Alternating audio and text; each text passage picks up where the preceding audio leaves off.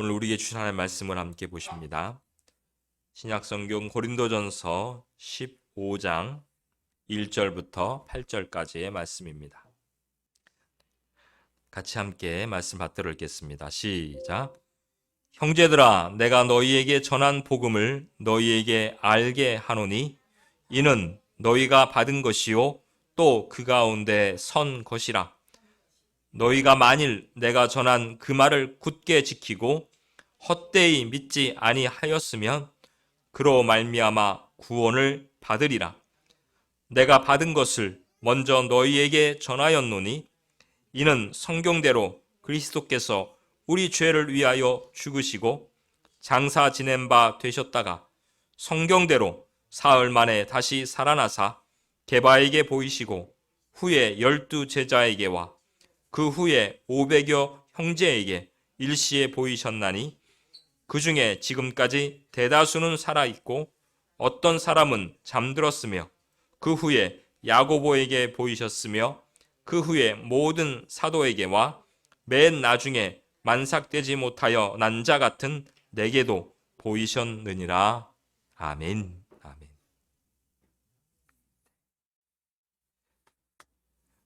한 주간 동안 평안하셨습니까? 오늘은 부활절이 지난 첫째 주일입니다. 우리가 지난 주일에 부활절을 지키면서 예수 그리스도의 부활이 우리에게 어떠한 세상의 인류에게 영향을 끼쳤는지 우리가 함께 말씀을 나눴습니다. 그런데 그와 못지않게 예수 그리스도의 부활, 그 부활의 사건과 못지않게 참으로 우리에게 중요한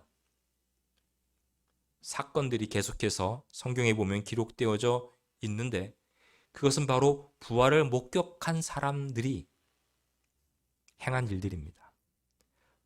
예수 그리스도께서 부활하신 것을 목격한 사람들이 어떠한 모습으로 어떠한 삶을 살았냐는 것이죠. 예수님의 제자들과 많은 사람들은 예수님의 부활 사건을 체험한 이후 완전히 그들의 삶이 달라졌습니다. 그들은 죽음의 어떠한 위협과 권세보다도 생명의 부활의 능력을 목격했고 그래서 부활을 체험하고 부활을 목격하면서 죽어도 사는 길을 그들은 깨달았습니다. 이제 더 이상 죽음이 두렵지 않았으며 담대함과 용기가 생겼습니다. 그들은 더 이상 세상에 연연하지 않고 오직 하나님의 말씀과 진리와 사랑으로 예수 그리스도의 부활을 증언하기 시작했습니다. 부활은 성경 사복음서의 핵심 내용입니다. 그래서 예수 그리스도께서 부활하시고 또 부활하신 다음에 예수님과 만난 사람들의 내용들이 기록들이 마태, 마가, 누가, 요한 복음에 모두 다 기록되어져 있고 그 상세하게 기록되어져 있는 그 사람들이 또 어떻게 사람들 앞에서 그 예수 그리스도의 부활을 증거했는지 증언했는지 그것을 기록하고 있습니다. 더 나아가서 오늘 본문의 말씀은 사도 바울이 고린도 교회에 보낸 편지, 곧 고린도전서에 있는 말씀이죠. 우리가 보통 부활장이라고 별명을 붙인 고린도전서 이 15장에는 예수님의 부활을 목격한 사람들이 어떤 사람들인지 거기에 대해서 먼저 1절부터 오늘 함께 읽은 8절의 내용을 보면 나와 있습니다. 우리가 받은 것을 너희에게 전하였느니 우리가 받은 것이 무엇입니까? 예수 그리스도의 부활을 목격한 이 복음의 내용이죠. 자세하게 설명합니다. 이는 성경대로 그리스도께서 우리 죄를 위하여 죽으시고 장사 지낸 바 되셨다가 성경대로 사흘 만에 다시 살아나셨다라고 하는데요. 성경의 예언대로 하나님의 말씀대로 예수님께서 십자가를 지시고 죽으셨다가 사흘 만에 다시 살아나신 이 부활의 사건을 우리가 전하여 들었고 또 이것을 다시 여러분들에게 전하여 줍니다. 라고 지금 사도 바울은 말하고 있는 것이죠. 그러면 그러한 부활의 사격을 목격한 사람들이 대체 누굽니까? 첫 번째로 여기 나와 있는 내용처럼 베드로에게 보이시고 또 12제자에게 보이시고 그 외에 또 여러 여인들에게도 여긴 기록되어 있지 않지만 보여주셨죠. 부활하신 주님이 나타나셨습니다. 그리고 500의 형제들에게 그리고 수많은 사람들에게 그리고 예수님의 형제였던 야고보 그리고 지금 이 글을 기록하고 있는 사도 바울 자신에게도 예수님께서 부활하신 모습으로 나타나시고 보여주셨다라고 말하고 있는 것입니다. 오늘 예수님의 부활이 전해진 것은 누군가 이렇게 전해줬기 때문에 그렇습니다. 여러분들에게 이 복음을 예수 그리스도께서 부활하셨다라고는 이 복음을 전해주지 않았다면 어떻게 저와 여러분이 예수 그리스도를 알 수 있었겠습니까? 예수 그리스도의 십자가와 부활의 능력을 어떻게 우리가 알고 체험할 수 있었겠습니까? 예수님께서 제자들에게 부활하신 그 사건에서 그 모습에서 예수님을 만난 제자들에게 예수님이 당부하십니다. 온 천하에 다니며 복음을 전파하라. 할렐루야. 이 예수님께서 부활하신 몸으로 제대로 나타나셔서 하신 메시지요 명령입니다. 너희는 온 천하에 다니며 복음을 전하라. 그래서 예수님의 부활하심을 목격한 그들에게 가장 기쁜 소식이었다. 우리가 죽은 줄로 알고 실패한 줄로 알고 우리의 모든 믿음이 헛것이고 헛된 것인 줄 알았던 것이 결코 헛된 것이 아니고 실패가 아니고 의미 없는 것이 아니라 가장 우리에게 진리요 생명이요 능력이고 하나님의 권세라는 사실을 그들이 목격하고 예수님의 부활을 체험한 순간 그들은 온 천하에 다니며 복음을 전파하는 사람들로 변한 줄로 믿습니다. 그렇습니다. 복음은 예수님께서 사망 권세를 이기고 부활의 첫 열매가 되신 그 일입니다. 예수님께서는 자신을 3번이나 부인한 베드로에게 나타나셔서 부활하신 모습으로 이렇게 묻습니다. 나를 사랑하느냐? 내가 나를 사랑하느냐? 베드로, 네가 나를 사랑하느냐? 그렇다면 나의 양을 먹여라. 예수님께서 예수님의 사람, 하나님의 백성들을 하나님의 말씀으로 먹이고 살리고 복음을 증거하라고 말씀하고 계시는 것입니다. 우리가 오늘 여기 이 자리에 나와서 하나님 앞에 예배하며 예수 그리스도의 복음의 능력을 또 우리가 믿고 부활의 놀라우신 은혜를 찬양하며 나갈 수 있는 것도 바로 그러한 복음의 전달자들이 복음의 증언자들이 있었기 때문이라는 것입니다. 예수님이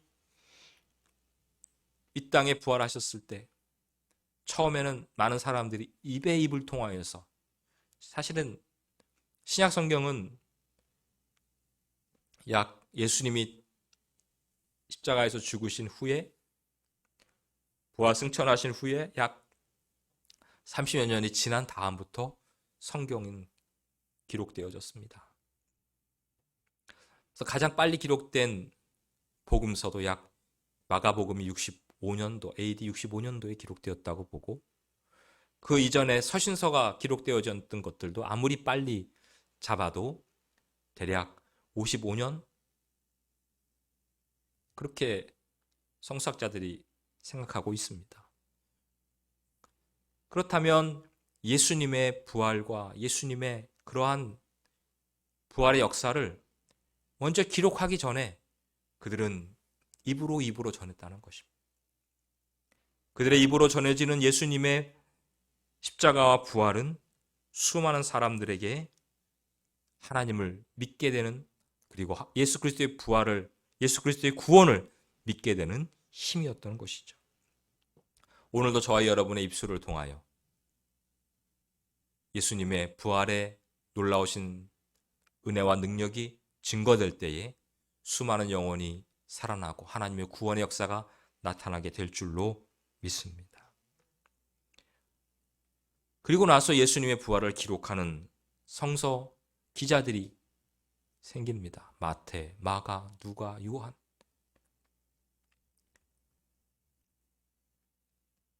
성경만 기록된 것이 아니라 그 이후에는 이제 우리가 믿는 신앙이 무엇인지, 오늘도 사도신경으로 우리의 신앙을 고백했지 않습니까? 우리가 믿는 것이 무엇인지를 고백하는 신앙 고백과 신조들이 생겼고, 그리고 더 나아가서는 이제 우리의 기독교 신학이라고 하는 신학이 세워지게 됩니다. 오늘 말씀을 읽은 고린도전서는 바로 그러한 의미에서 예수님의 십자가의 사건이, 예수님의 부활의 사건이, 예수님을 한 번도 육신적으로 만난지 못했던 사도 바울이 어떻게 예수님을 믿게 되었는지, 복음을 전해들은 사람들뿐만 아니라 또한 더 나아가서 기록된 말씀을 본 사람들뿐만 아니라 이렇게 강권적으로 주님께서 사도 바울은 나타내서 그가 예수의 부활을 체험할 수 있는 역사적 증거가 된다는 것이죠. 특별히 AD 200년에서 300년, 2세기, 3세기에는 기독교가 가장 많은 박해를 받을 때였습니다. 수많은 사람들이 옥에 갇히고 사자굴에서 밥이 되고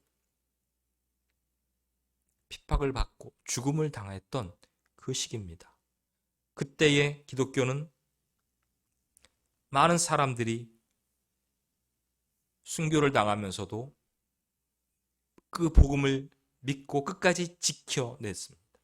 그 지켜내는데 큰 역할을 했던 사람들이 또한 변증가들이었습니다. 이 변증가들은 어떤 사람들이냐면 그 당시에 기독교가 박해를 받을 때 수많은 오해들이 있었고 루머들이 있었습니다. 잘못된 그것들을 바로잡기 위해서 우리가 믿는 예수님은 이런 분입니다. 우리가 믿는 예수 그리스도는 십자가에서 우리 죄를 대신해서 죽으시고 사흘 만에 다시 살아나셨습니다. 그분은 우리를 구원하시는 분이요 하나님의 아들이십니다.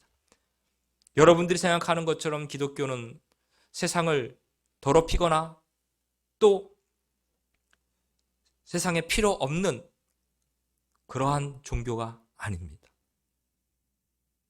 계속해서 기독교에 대한 오해를 풀고 우리의 믿음을 설명하고 그것을 증거했던 것이 바로 기독교 변증가들이었습니다. 그리고 나중에는 그것을 토대로 해서 우리는 이러한 믿음을 가지고 있습니다 라고 하는 신앙의 신조, 신앙의 고백을 하게 되는 것이죠. 그 핵심에 예수님께서 고난받으시고 장사 지낸 바 되었다가 성경대로 사흘 만에 다시 살아나시어 하늘에 오르셨다라고 하는 이 말씀이 그들에게 가장 중요한 신앙의 고백이 되어지게 되는 것입니다. 이 부활의 증언은 종교개혁에서도 이루어집니다. 우리가 잘 아는 대로 16세기에 칼빈이 그의 기독교 강요라고 하는 책에서 그리스도가 부활함으로 죽음의 공포와 죄의 지배에서 자유하게 되었고 하나님과 화해하게 되었습니다. 그분의 부활은 첫 부활로서 우리의 부활에 대한 보증입니다 라고 밝혔습니다.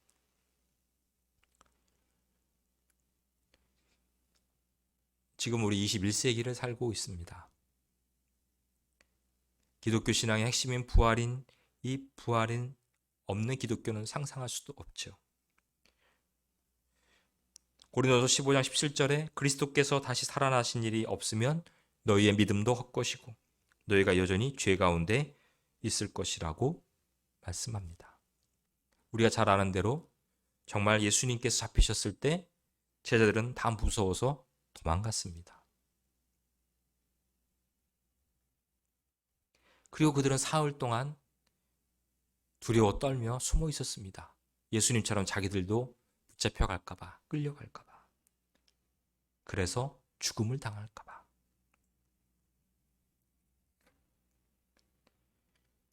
그런데 그들이 예수 그리스도의 부활을 목격했습니다. 예수님께서 그들 가운데 부활하신 모습으로 나타나셨습니다.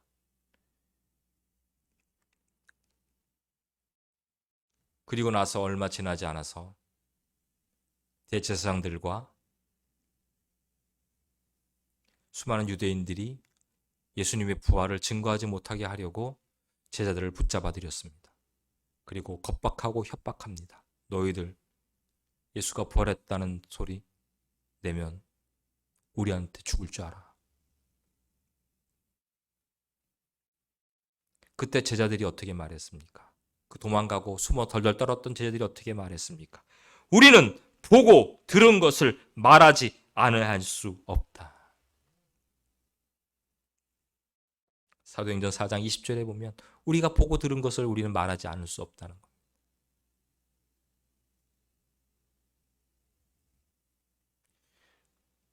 무엇이 이들을 이렇게 변하게 했습니까? 우리가 잘 아는 대로 이들뿐만 아니라 2000년 역사 속에 수많은 사람들이 복음을 전하다가 목숨도 잃고 많은 핍박도 당했는데, 그런데 이 복음은 지금 21세기 이 순간에도 부활하신 주님을 우리는 증거하고 우리는 믿고 전하고 있지 않습니까? 부활의 주님을 만난 사람들에게는 이런 놀라운 변화가 일어나는 줄로 믿습니다. 부활에 대한 확신을 가진 사람들은 세상의 그 어떠한 핍박과 두려움도 이겨낼 수 있다는 것입니다. 오늘날 우리의 삶 가운데 얼마나 많은 것들이 우리를 두렵게 하고 염려하게 말고 걱정하게 합니까? 그런데 여러분, 부활의 증인들을 생각해 보십시오. 그들이 정말 부활하신 주님을 만나니까 그들의 그러한 두려움은 더 이상 두려움이 되지 못했습니다. 그들을 누르고 막았던 모든 것들이 그들을 막을 수 없었습니다. 우리가 진정으로 부활하신 주님을 만난다면 우리는 더 이상 두려워하지 않게 될 줄로 믿습니다. 우리가 진정으로 부활하신 주님과 함께 이 땅 가운데서 살아간다면 그 어떠한 핍박과 협박과